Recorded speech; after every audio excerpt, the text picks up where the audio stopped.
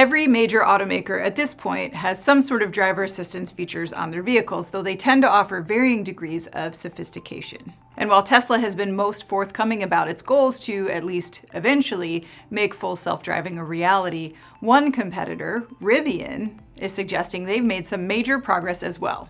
Rivian CEO RJ Scaringe recently shared an update on the EV maker's driverless tech ambitions, revealing plans for what's in store.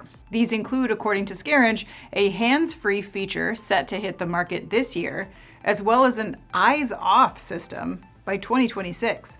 According to Reuters, current Rivian Gen 2 vehicles come equipped with what's called the Rivian Autonomy Platform, a driver assist system that still requires drivers to keep their attention on controlling the vehicle. Scaringe says improving upon the technology will give drivers their time back and allows them to complete other tasks like sending emails, even reading books while behind the wheel.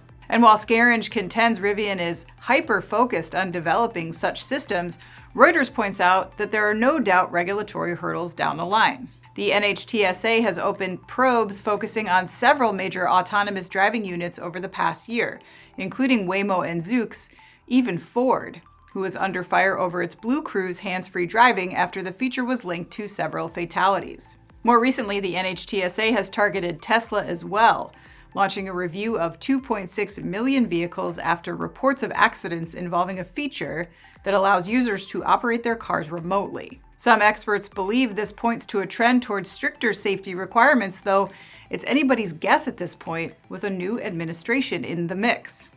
Speaking of which, noted EV critic President Trump likely won't be able to do much about a multi-billion-dollar loan from the Department of Energy for Rivian to grow its business via a new plant in Georgia. Rivian and the agency finalized the deal just days before Trump took office. I'm Anna Wells, and this is Manufacturing Now.